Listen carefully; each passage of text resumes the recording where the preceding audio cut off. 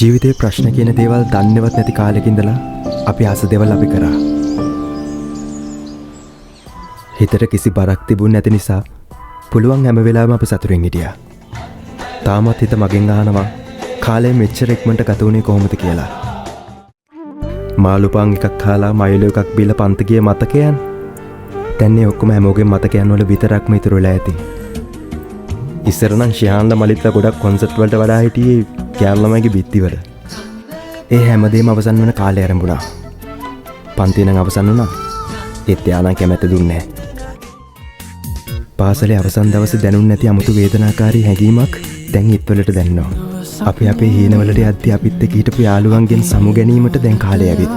මොනවා වුණත් අපි අන්තිමට කියන්නේ මචං අනිවා සෙට් වෙමු. අනිවා සෙට් වෙමු එක දවසක. අනිවා සෙට් වෙමු. අනිවා සෙට් වෙමු කිව්ව විතරයි. ගොඩක් අය සෙට් උනේ නැහැ. තන්නෙම නැතුව ළමා කාලේ නම් අවසන් වුණා. වගකීම් ගොඩක් වැඩි වුණා. සෙට් වෙමු කියපු යාළුවෝ මැසේජ් දාලා හද්දි හැමදාම එකම දේ. ඇත්තටම සෙට් වෙන්න ඕනකම තිබ්බත් කොහොමද ඒක කරන්නේ? දැන් ඉස්සර වගේ නෙමෙයි. හැමෝම රැකියා එක්ක බිසි වෙලා. සෙට් වෙන්න උනේ නැති වුණත් අපි දැන් හැමෝම පුරුද්දට වගේ සෙට් වෙමු කියනවා. මාස කිහිපයකට පසු අලුත් දවසක් උදා වුණා. මං හිතන්නේ යාළුකම් අලුත් කරගන්න දවස් ඇවිල්ලා. අවුරුදු ගානකින් මුණ නොගැහුණු අපිට ලොකු බලාපොරොත්තුවක් ඇති වුණා.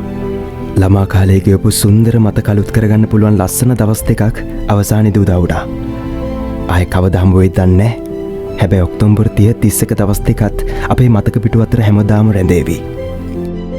මතකද ඒ කාලේ සඳුරු පස්සේ කිඩිලාන්ව?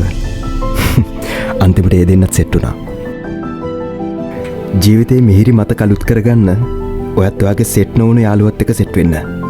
පරිණාමය රාවණ කොන්සර්ට් එකේදී